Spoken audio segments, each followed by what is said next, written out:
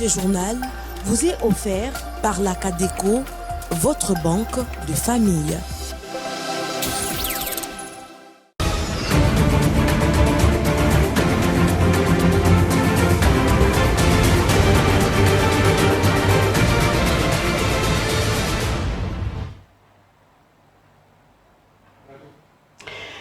Bonne année 2025, messieurs et dames, bienvenue à la grande édition du journal sur votre télévision qui commence par les principales articulations.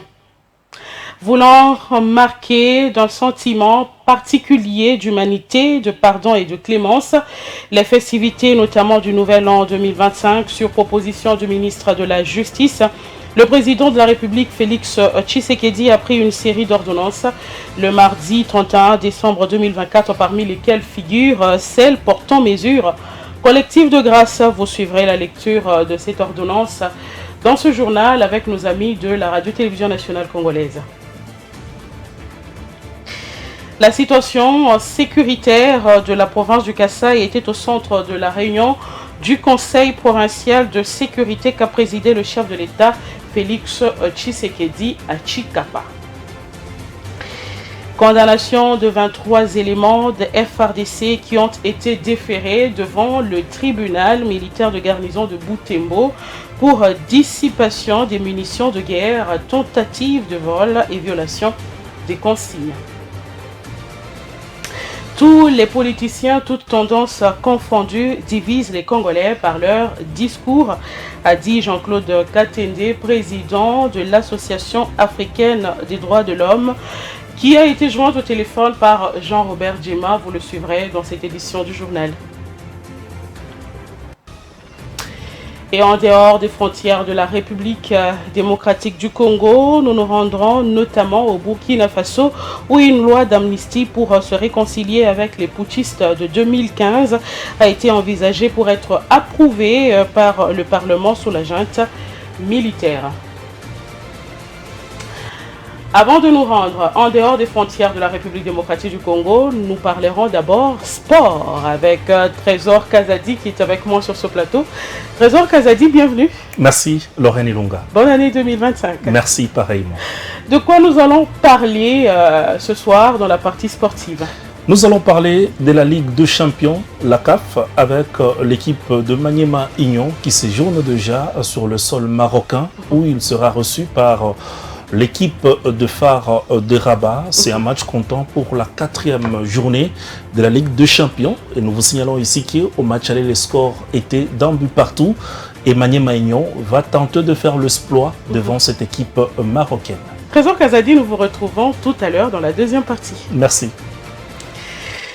Messieurs et dames, nous allons commencer cette édition du journal par la présidence de la République. Le chef de l'État, Félix Tshisekedi, a pris plusieurs ordonnances et a promulgué quelques lois le mardi 31 décembre 2024, parmi lesquelles nous citons l'ordonnance numéro 24/132 du 30 décembre 2024 portant mesures collectives de grâce. Je vous invite à suivre ici l'extrait de la lecture de cette ordonnance du chef de l'État faite par nos amis de la Radio-Télévision nationale congolaise. Ordonne. Article 1er.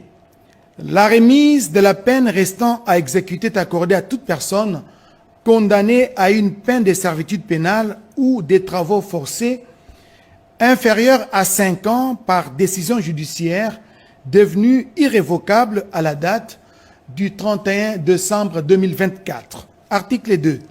La réduction de 5 ans de la peine restant à exécuter est accordée à toute personne condamnée à une peine de servitude pénale ou des travaux forcés égale ou supérieure à 5 ans par décision judiciaire devenue irrévocable à la date du 31 décembre 2024.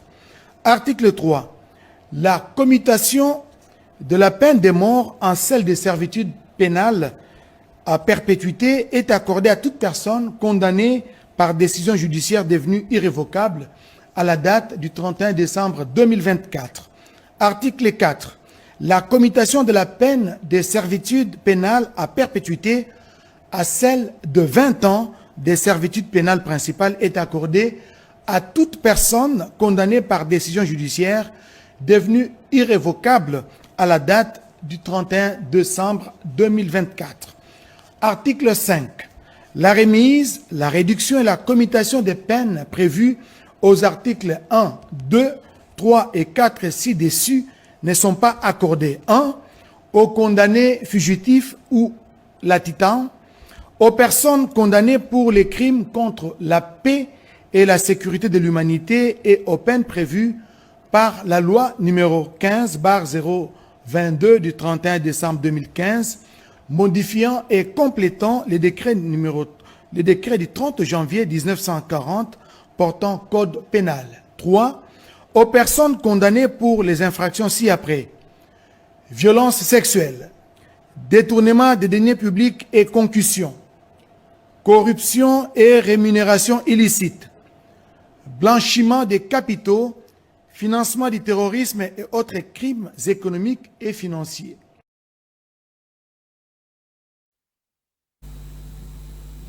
Dans la province du Kasaï, le chef de l'État Félix Tshisekedi a présidé le Conseil provincial de sécurité. La situation sécuritaire de la province était au centre de ce Conseil provincial de sécurité qui s'est tenu à Chikapa. Je vous prie de suivre le compte rendu de cette réunion du Conseil provincial de sécurité avec le vice-premier ministre, ministre de l'Intérieur et Sécurité, Jacquemin Chabani. Le président de la République a convoqué aujourd'hui le Conseil de sécurité provincial. Il était important pour le chef de l'État, commandant suprême des forces armées, de partager avec tous les chefs de service, mais surtout le gouverneur de la province, d'avoir tous les renseignements sécuritaires sur la province. Et il a reçu l'état des lieux du gouverneur et des différents chefs de service. Et cela lui a permis de donner des instructions à tous ces services et au gouverneur pour assurer la sécurité, la paix et la quiétude de nos populations et du territoire de la province du Kasaï. Chose qui a été faite et je crois que les uns et les autres ont reçu des instructions fermes qu'ils vont exécuter pour sécuriser la population. Et nous parlons des discours des politiciens congolais, du pouvoir comme de l'opposition, qui ne sont pas à la hauteur des défis internes et externes qui minent la cohésion sociale et la sécurité de la République démocratique du Congo, faisant référence au discours du président Félix Tshisekedi dans l'espace Kasaï et celui de Martin Fayulu. Alerte Jean-Claude Katende, coordonnateur national de l'association africaine des droits de l'homme. Selon lui, tous les politiciens, toutes tendances confondues, divisent les Congolais par leur discours. Il a dit dans ce duplex qui a été réalisé pour vous par Jean-Robert Djima. Je constate que, toutes tendances confondues, nos politiciens n'ont pas l'auteur des défis qui se posent à notre pays et à toutes les communautés de la République en passant par l'opposition. Ils débutent des propos qui ne sont pas de nature à favoriser la cohésion nationale. Voyez-vous, par exemple, le président de la République, quand il va dans l'espace Kasaï, il fait un effort pour montrer que les autres sont ses frères. Alors que quand il est dans les autres provinces, il ne fait pas la même chose. Donc, en tant que président de la République, il doit se situer au-dessus des tribus et des communautés. C'est très important parce que certaines choses qu'il dit dans l'espace Kasaï frustrent les autres compatriotes. C'est la même chose que M. Fayulu a fait. C'est la même chose que les autres politiciens font. Ils doivent être au-dessus de leur tribu et porter un message qui rassemble tous les Congolais. Parce que les défis que nous avons, nous ne pouvons pas les surmonter sans la cohésion nationale. Et c'est pour ça que nous avons attiré l'attention de tout le monde, ceux qui sont au pouvoir comme les politiciens qui sont dans l'opposition, de faire très attention. Parce que lui, il peut parler innocemment, mais l'interprétation que les autres vont donner à ses propos risque de conduire un jour à une flamme. Donc il faut arrêter ça et le plus rapidement possible. Que les politiciens, majorité au pouvoir comme l'opposition, soient porteurs des messages réfléchis, des propos pensés et non pas parler comme si on ne évaluait pas la responsabilité que de tels propos peuvent avoir au sein de la communauté. Mais cela ne vient-il pas du fait qu'ils ont compris que le peuple congolais aime pareil discours? Mais un leader politique qui est à la tête du pays ou qui est dans un parti politique qui prétend prendre le pouvoir un jour, il a aussi pour responsabilité d'éduquer notre peuple. Parce que ces genres de propos, depuis l'indépendance, n'ont jamais profité à une tribu quelconque. Donc, il est temps que les gens se rendent compte qu'un bon dirigeant de ce pays doit être celui qui met les communautés ensemble. Ensemble, on est fort et séparés, on est faible. Et donc, nous avons besoin des leaders qui ont une vision qui va au-delà de ce que le peuple aime ou ce que le peuple pense. Et nous parlons à présent de la sécurité, parlons principalement de l'insécurité causée par les Mobondo qui semble toucher à sa fin. L'émissaire du président de la République sur le terrain, Marco Bangouli, a eu un échange avec les chefs des deux communautés et a restitué son rapport le mardi 31 décembre 2024 au vice-premier ministre, ministre de l'Intérieur et Sécurité, Jacquemain Chabani.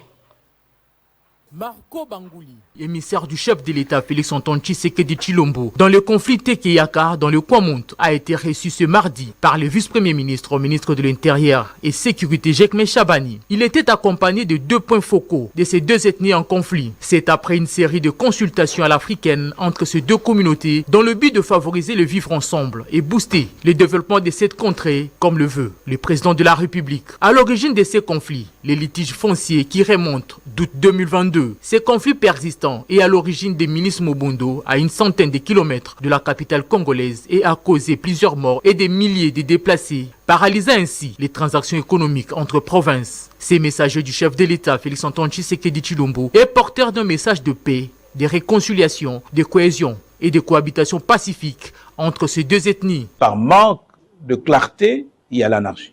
Et dans cette anarchie est né le conflit. Le gouvernement, d'abord le président qui m'a chargé, le gouvernement s'occupe de ce problème. On n'a pas abandonné. À travers ces consultations, toutes les parties prenantes, les chefs coutumiers d'une part, et d'autre part, les politiciens, la société civile impliquée dans ces conflits ont donné des explications détaillées liées à leurs conflits, avant de déposer chacun un cahier des charges contenant leurs revendications. Très attentifs, les patrons de la territoriale nationale, Maître Jacquemain Chabani, promet des actions concrètes afin de restaurer l'autorité de l'État dans cette partie du pays.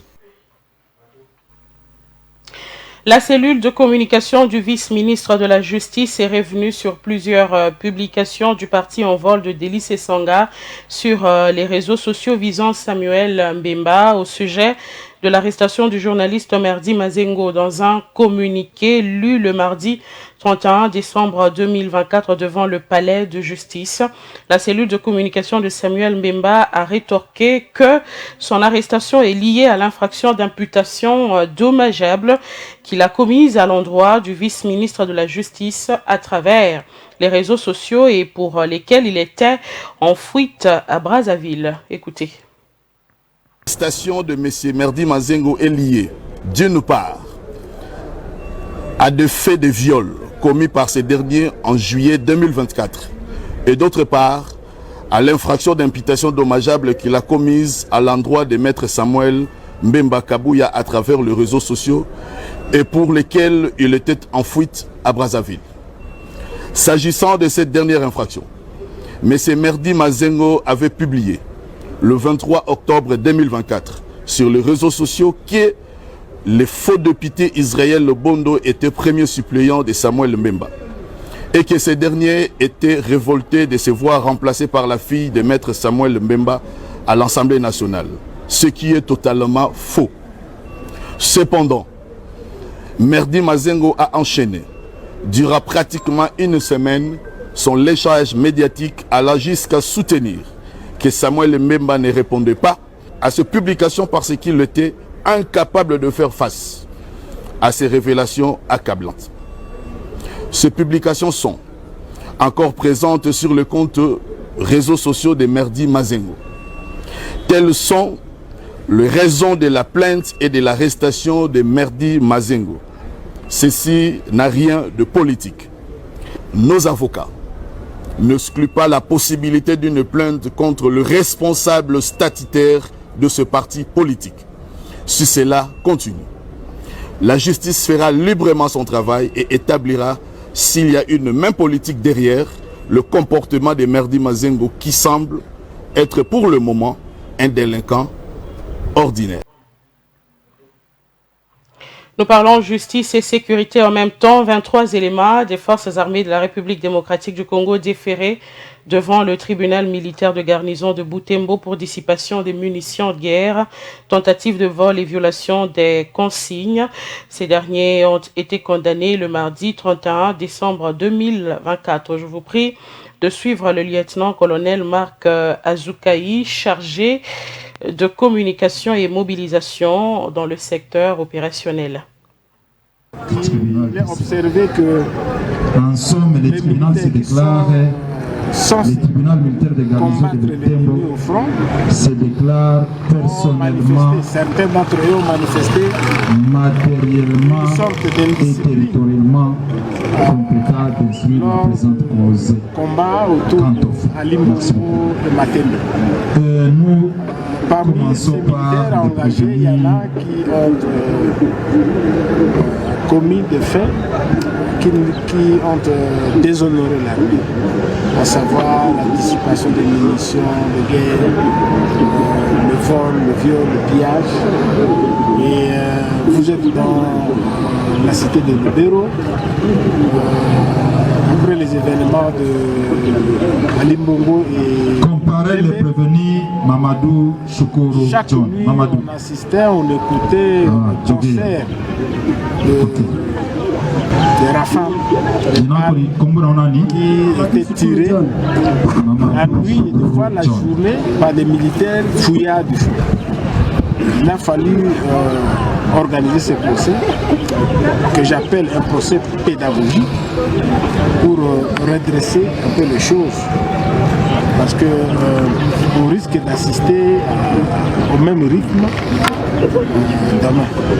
Donc ceux qui sont déférés devant le tribunal de garnison de Butembo vont répondre de leurs actes, à savoir le pillage, la dissipation des munitions de guerre, tentative de viol, tout ce que vous avez entendu. On doit multiplier d'ailleurs des activités comme ça. Je pense que avec le temps, vous comprendrez que le nombre a diminué par rapport à ce que vous avez vécu la fois passée, mais la justice ne va pas se fatiguer. Lors de son passage dans la ville de Kananga, dans la province de Kasaï central, le président Félix Tshisekedi a inspecté les chantiers de cette province. Cependant, de l'autre côté, dans son intervention lors de la tenue d'un briefing presse, le gouverneur du Kasaï central, Joseph Moïse Kamboulou, a peint un tableau sombre de sa province, chose que l'UDPS n'a pas toléré et a mal digéré. Ce dernier est poussé à la démission. Il s'agit donc du gouverneur du Kasaï central.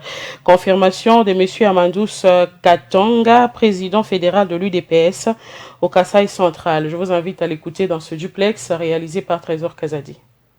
Je confirme que l'UDPS est en train de pousser le gouverneur à la sortie.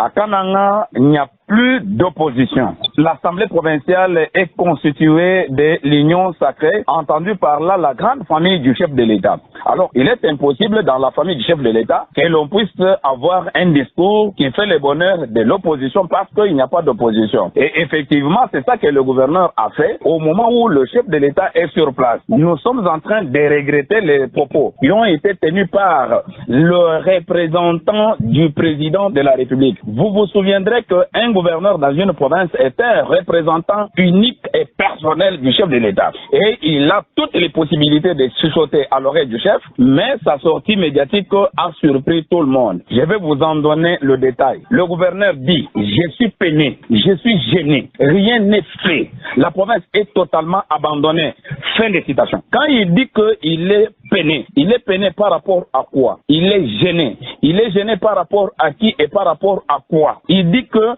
la province est totalement abandonnée. Qui a abandonné cette province? Et tout ça là, il le dit au moment où le chef de l'État est sur place. Il ajoute que rien n'est fait. Or, nous, dans la grande famille du chef de l'État, nous avons constaté qu'il y a beaucoup de chantiers. Il y avait un vide. Il y avait un vide. Nous sommes partis dans le mandat du chef de l'État du néant à l'existence. C'est-à-dire, il n'y avait aucun chantier sur place. Mais au jour d'aujourd'hui, messieurs les journalistes, la gratuité de l'enseignement primaire est une réalité. Nos enfants étudient gratuitement à l'école primaire. Ça, c'est un. Deux, je vous informe qu'ici, à Kananga, vérifié avec vos collègues, il y a une école primaire construite par quartier dans le compte du gouvernement national. Ici, à Kananga, nous avons l'université de Kananga qui est construite. Nous avons l'Athénée royal, là où il y avait l'ancien Capitole, récemment construit. Vous avez encore la résidence officielle du gouverneur, c'est devenu un bijou. Le Capitole de l'Assemblée, c'est devenu un bijou. Le bâtiment administratif, bien réhabilité. Il y a la voirie urbaine qui est un projet déjà en exécution parce que, allez-y, demandez même à vos collègues là au niveau de Notre-Dame, au niveau de la commune d'Endé, Chakato, Kekana. Les caniveaux sont en train d'être construits. Et tout ça, ce sont des chantiers. Moi, j'avais pensé que le représentant du chef de l'État pouvait chuchoter à l'oreille du chef pour lui présenter les limites peut-être des chantiers, mais devant la population, donner la confiance. Et c'est la fin de la première partie de cette édition du journal. Messieurs et dames, nous parlons sport à présent.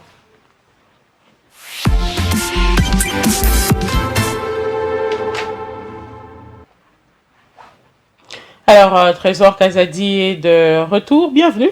Merci. Alors, avec vous, nous parlons notamment de Maniema Union qui séjourne déjà sur le sol marocain où il sera reçu vendredi prochain par les phares de Rabat, vous dites. Effectivement, cette équipe congolaise, c'est en prévision du match de la 4e journée de la phase de groupe de la Ligue des Champions ici chez nous en Afrique. Il faut signaler ici que l'équipe de Maniema Union sera reçue par celle correspondante de Phare de Rabat, une équipe marocaine. Nous sommes en ce qui concerne la Champions League. Au match aller, le score était d'un but partout et c'était dans la capitale congolaise qui est Kinshasa. Et donc le moscovite de l'AS, plutôt le Kambelembele de Maniema Union doivent faire le tout possible pour s'imposer. Question d'arracher au moins leurs premiers 3 points en ce qui concerne cette compétition, car cette équipe, jusqu'à présent, n'a aucune défaite, mais aucune victoire aussi. Il n'y a que 2 matchs nuls concédés. La première rencontre a été match nul, la deuxième ainsi que la 3e rencontre. Et nous espérons ici voir l'équipe de Maniema Union s'imposer peut-être devant l'équipe de Phare de Rabat, qui est classée première au classement dans ces groupes, bien sûr. Et nous vous invitons ici à avoir plus de précisions quant au déplacement de cette équipe de Maniema Union dans des très bonnes conditions avec des gros moyens disponibilisés par leur président, le général Amissi Kumba Tangofort. Les 22 joueurs, 7 membres du staff technique de l'AS Maniema Union ayant transité par Istanbul en Turquie ont rejoint ce mardi 31 décembre 2024 au Maroc les 9 accompagnateurs de l'équipe arrivés un jour plus tôt. Au terme de leur séjour de 24 heures dans la ville aux 2 continents, les unionistes ont regagné le royaume chérifin via l'aéroport international Mohamed V de Casablanca.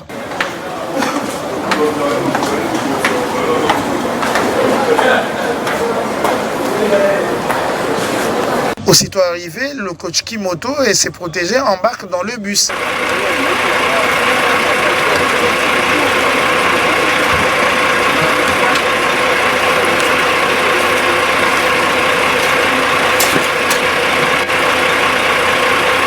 Direction la ville historique de Mernès, située à près de 250 km au sud.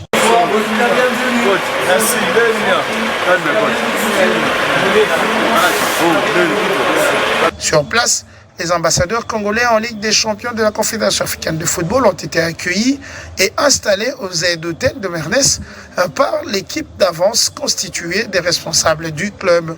Pour ce mercredi 1er janvier 2025, 2 séances d'entraînement sont prévues, dont l'une le matin et l'autre à 20h heure locale. Quant au choc AS Phare, AS Maniema Union, comptant pour la 4e journée de la phase de groupe, il est prévu ce 4 janvier au stade d'honneur de Mernès sous une température oscillant entre 9 et 6. Eh ben, nous vous signalons que l'équipe des tout-puissants Mazembe Anglebert, quant à elle, elle va se produire, ça sera le samedi devant l'équipe de Yanga Africa du côté de la Tanzanie. Au match aller, le score était d'un but partout entre les deux équipes. Et donc, jusqu'à présent, Lorraine et Lunga, nous avons que 2 représentants. Il s'agit bien de Mazembe ainsi que de Maniema Union. Alors, en basketball, vous dites qu'il y a déjà une équipe qui a déjà pris ses premiers points. Effectivement, il s'agit bien de la première victoire sur terrain. C'était il y a de cela un jour passé déjà du côté de Kinshasa. Il s'agit bien de l'équipe de Atari. 67-37 était le score final devant Saint-Hilaire au gymnase jumelé du stadium de Martyrs de la Pentecôte lors de la poursuite normale du championnat de la Ligue provinciale de basketball de Kinshasa. Plus de précisions dans ces reportages. 15 paniers d'écart et la différence des forces exprimée par l'association de basketball Atari devant Saint-Hilaire samedi 28 décembre au gymnase jumelé du stadium de Martyrs de la Pentecôte, soit 67-37 lors de sa toute première prestation sur terrain à la 60e édition de la Ligue provinciale de basketball de Kinshasa, avec la présence de son président dans la salle qui s'est invité pour observer in vivo l'évolution de la refondation du club. Pour donner du punch à la rencontre, le filles vont donner la prestation attendue de l'air public absent au rendez-vous même. Les spectacles y étaient avec un lord de grand jour qui a porté sur les épaules l'équipe.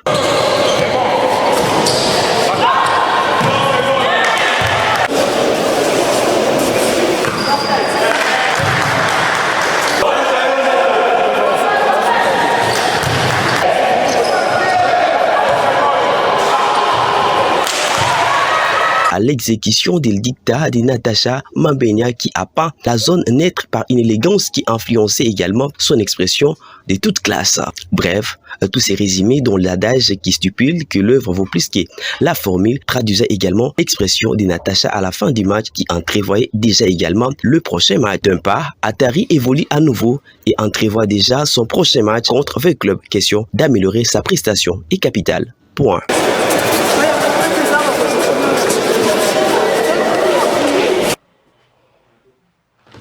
Et c'est tout pour cette intervention sportive, Lorraine et Lunga. Merci, Trésor Kazadi, d'être venu et bonne année encore. Merci pareillement. Merci. Messieurs et dames, nous poursuivons avec cette édition du journal pour chuter avec l'actualité internationale.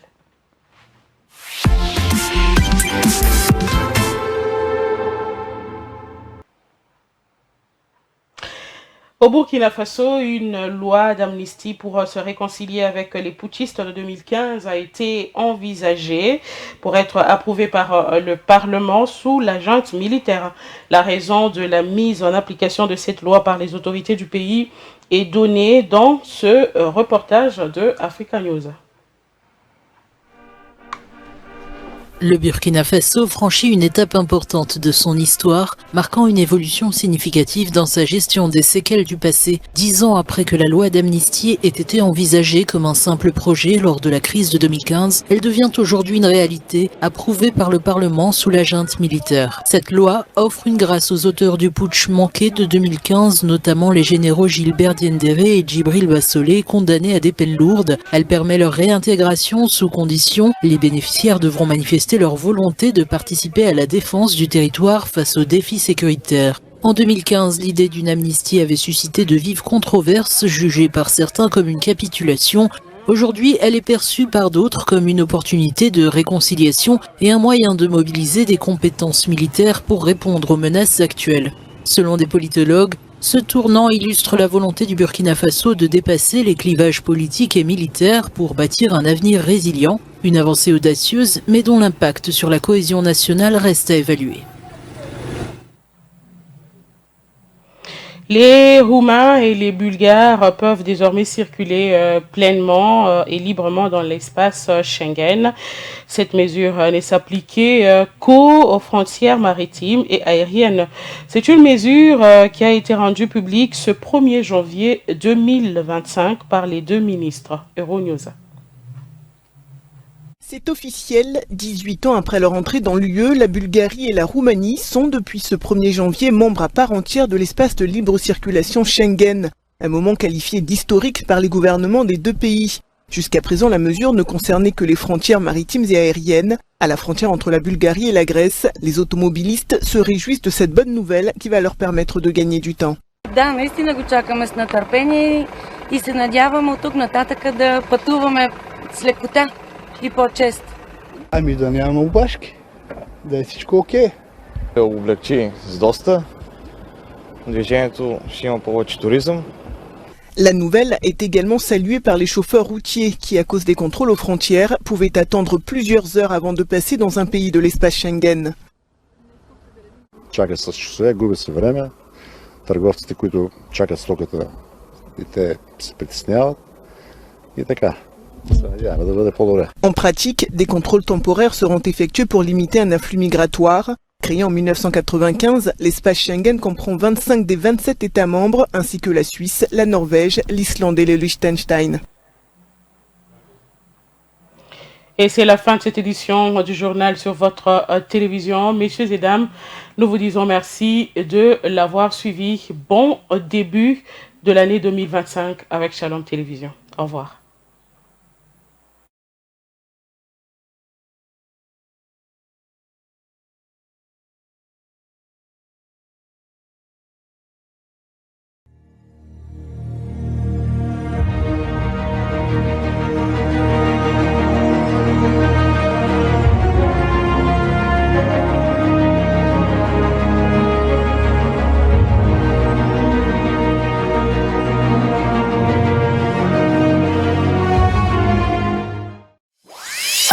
Ce journal vous a été offert par la CADECO, votre banque de famille.